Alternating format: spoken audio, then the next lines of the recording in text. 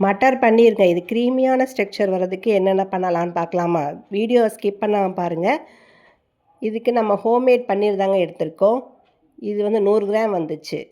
இதை வந்து ஒரு கடாயில் போட்டு நல்லா லோ ஃப்ளேம்லேயே ஃப்ரை பண்ணி எடுத்துக்கலாம். இப்போ எல்லாம் ஃப்ரை ஆன உடனே ஒரு பிளேட்டில் ட்ரான்ஸ்ஃபர் பண்ணி எடுத்து வச்சுக்கலாம்.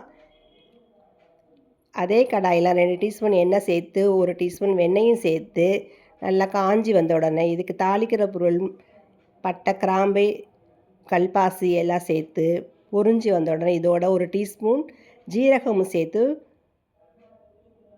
தாளிச்சுக்கலாங்க. இப்போ எல்லாம் பொரிஞ்சு வந்துருச்சுங்க.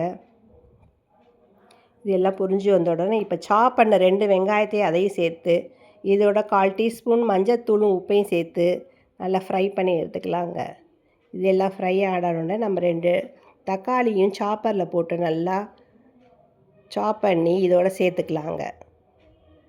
இதை நல்லா ஃப்ரை பண்ணி ஸ்லோவில் நல்லா ஃப்ரை பண்ணி எடுத்துக்கணும். இப்போ இஞ்சி பூண்டு பேஸ்ட் அதையும் ஃப்ரை பண்ணி எடுத்துக்கலாங்க.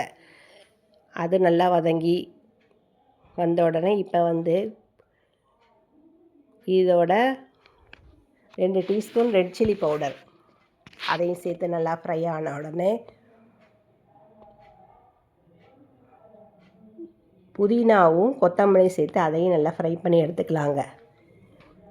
இது நல்லா வாசனை போகிறதுக்கு கொஞ்சோண்டு தண்ணி சேர்த்து நல்லா கொதி வந்த உடனே இப்போ வேக வச்சுருந்த பட்டாணி சேர்த்துக்கலாங்க. இதோட சேர்த்து நல்லா வதக்கி விட்டு இப்போ பன்னீரையும் சேர்த்துக்கலாங்க. அதையும் சேர்த்து நல்லா அதையும் சேர்த்து வதக்கி விட்டுக்கலாம். இப்போ எல்லாம் சேர்ந்து வந்துடுச்சு. இது க்ரீமியான ஸ்ட்ரக்சர் வர்றதுக்கு ஒரு 10லேருந்து 15 முந்திரி பருப்பு நல்லா ஊற வச்சு அதோட கசகசாவை 1 டீஸ்பூன் சேர்த்து ஊற வச்சு மிக்ஸி ஜாரில் நல்லா நைஸாக அரைச்சி இதோட சேர்த்தா ஹோட்டல் ஸ்டைல் ரெஸ்டாரண்ட்டில் எப்படி இருக்குமோ அதே மாதிரி மட்டர் பன்னீர் ரெடி ஆகிடுச்சுங்க. இது நான், சப்பாத்தி, சாத்தோடு சேர்த்து சாப்பிட ரொம்ப அட்டகாசமாக இருந்துச்சுங்க. நீங்களும் வீட்டில் செஞ்சு பாருங்கள். எல்லோரும் சப்ஸ்கிரைப் பண்ணுங்கள், லைக் பண்ணுங்கள். இன்னொரு வீடியோவில் சந்திப்போம். தேங்க்யூ.